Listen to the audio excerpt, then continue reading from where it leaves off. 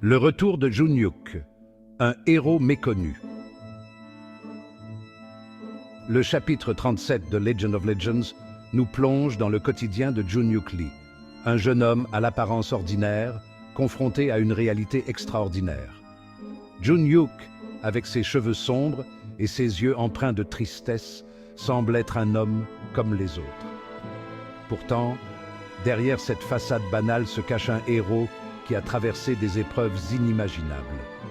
De retour parmi les siens, après une décennie passée dans une dimension infernale, Jun-Hyuk porte le poids de combats effroyables, invisibles aux yeux de tous. Pendant 10 longues années, il a lutté contre des créatures monstrueuses, affronté des dangers mortels et survécu à des batailles qui auraient brisé n'importe quel autre homme. Il est le seul à se souvenir des épreuves traversées, des sacrifices consentis pour sauver l'humanité. Chaque nuit, il est hanté par les visages de ceux qu'il a perdus, par les cris de ses compagnons tombés au combat. Ses souvenirs le poursuivent, le rendant étranger dans son propre monde. Jun-Hyuk se retrouve projeté dans un monde qui le croit mort. Un monde qu'il doit une fois de plus protéger d'une menace imminente.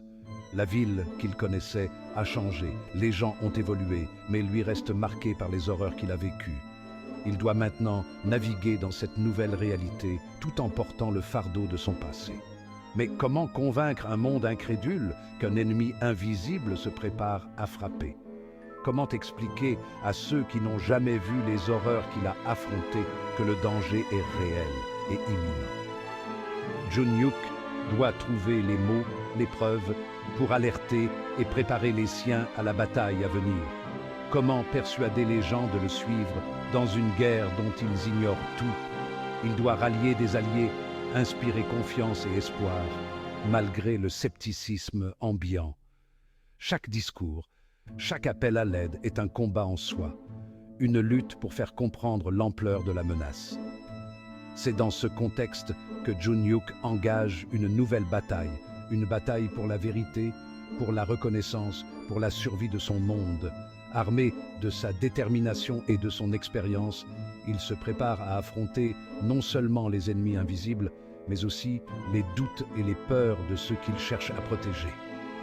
Jun-Hyuk sait que le chemin sera long et ardu, mais il est prêt à tout sacrifier une fois de plus pour sauver l'humanité. Lumière, caméra, malaise, Jun-Hyuk sous les projecteurs. Sous les feux des projecteurs, Jun-Hyuk se sent comme un poisson hors de l'eau, chaque rayon de lumière accentuant son malaise. Le retour à la vie normale est loin d'être aisé pour Jun-Hyuk. Après avoir vécu des expériences si intenses et traumatisantes, il est difficile de retrouver un semblant de normalité. La foule, les bruits, tout semble étranger et oppressant. Propulsé malgré lui dans une séance photo pour la publicité du champ de bataille dimensionnel, il se retrouve sous les feux des projecteurs, une situation qui le met terriblement mal à l'aise. Chaque pose, chaque clic de l'appareil photo lui rappelle qu'il est loin de son élément. Chaque flash le renvoie au combat sanglant, au sacrifice de ses compagnons, un passé qu'il ne peut partager avec personne. Les souvenirs des batailles, des cris et des pertes sont gravés dans sa mémoire et chaque éclat de lumière semble raviver ces images douloureuses. Le sourire forcé qu'il affiche pour les photographes masque difficilement le tourment intérieur qui le ronge. Derrière ce sourire se cache une douleur profonde, une lutte constante pour maintenir une façade de normalité. L'ironie de la situation ne lui échappe pas. Lui, le héros méconnu, traité comme une célébrité pour une guerre que personne ne comprend. Il se demande souvent si tout cela en valait la peine, si les sacrifices de ses compagnons n'ont pas été vains. Pourtant, il continue, car c'est tout ce qu'il sait faire. La reconnaissance et les projecteurs ne sont que des illusions, des distractions de la véritable bataille qu'il mène chaque jour. Le visage du champion, la réaction du public. Le lendemain, la publicité est partout. Dans le métro, les passagers ne peuvent s'empêcher de remarquer les affiches colorées et les écrans lumineux qui diffusent en boucle l'image de Jun-Hyuk. Sur les écrans géants de la ville, impossible d'y échapper. Les rues sont inondées de son visage. Chaque coin de rue, chaque carrefour, semble raconter son histoire. Le visage de Jun-hyuk, figé dans une pose héroïque, est désormais connu de tous. Son regard déterminé et sa posture imposante captivent l'attention de tous ceux qui passent. Les réactions ne se font pas attendre. Les gens s'arrêtent, pointent du doigt, discutent entre eux. Les conversations s'animent autour de cette nouvelle figure publique. Certains le regardent avec admiration, d'autres avec scepticisme. Les avis sont partagés, mais une chose est certaine. Tout le monde a une opinion. La plupart le prennent pour un acteur, un beau gosse payé pour jouer les héros. Ils ne peuvent imaginer que derrière ce visage se cache une histoire bien plus complexe. Ils commentent son physique, son charisme et spéculent sur sa vie privée.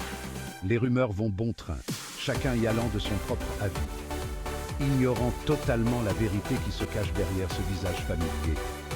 Ils ne savent pas que Jun-hyuk a été propulsé sous les projecteurs malgré lui, que cette célébrité soudaine n'était pas son choix. Jun-hyuk, habitué à l'anonymat, est submergé par cette soudaine célébrité non désirée. Il se sent perdu, dépassé par l'ampleur de la situation. Chaque regard, chaque murmure lui rappelle qu'il n'est plus invisible.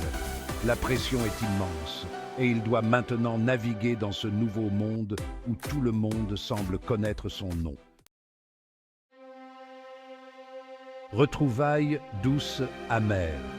Famille et amis face à la vérité. Les retrouvailles avec ses parents et ses anciens camarades de classe sont un mélange d'émotions contradictoires. La joie de les revoir se mêle à la frustration de ne pouvoir partager son secret. Ses parents, heureux de le retrouver en vie, le trouvent distant, changé. Ses amis, quant à eux, le bombardent de questions sur son expérience dans le champ de bataille dimensionnel, le prenant pour un vétéran chanceux. Jun-hyuk esquive les questions, se contentant de sourires évasifs, incapable de leur révéler la vérité. Un jour ordinaire, un secret extraordinaire. Jun-hyuk au travail. Même au travail, Jun-hyuk ne trouve pas de répit. Ses collègues, tout comme le reste de la population, sont fascinés par le champ de bataille dimensionnel et ses champions. Ils commentent la publicité, spéculent sur les combats, l'argent que les participants peuvent gagner. Jun-hyuk, contraint de jouer le jeu, participe aux conversations, feignant l'enthousiasme, masquant tant bien que mal son angoisse grandissante. Chaque jour qui passe le rapproche de la prochaine bataille, une bataille pour laquelle le monde n'est pas prêt. Un matin pas comme les autres, la renommée s'invite chez Jun-hyuk. Le vendredi matin, la célébrité de Jun-hyuk prend une tournure inattendue. Alors qu'il s'apprête à partir travailler, il est accueilli par le livreur, qui le reconnaît grâce à la publicité. L'homme, visiblement impressionné, lui demande un autographe, un geste anodin qui prend une toute autre dimension pour Jun-hyuk. Cet incident anodin lui rappelle brutalement que son secret n'est plus vraiment un secret. Son visage est désormais associé au champ de bataille dimensionnel, un symbole de courage et d'espoir pour certains, un sujet de curiosité pour d'autres. La bataille approche, préparatifs et rencontres inattendues. Alors que la semaine touche à sa fin, Jun-hyuk se prépare pour la prochaine bataille. Il s'entraîne sans relâche, perfectionnant ses compétences, se préparant mentalement à affronter l'inconnu. Il sait que l'ennemi sera redoutable, que les enjeux sont plus importants que jamais. C'est dans ce contexte tendu qu'il fait une rencontre inattendue.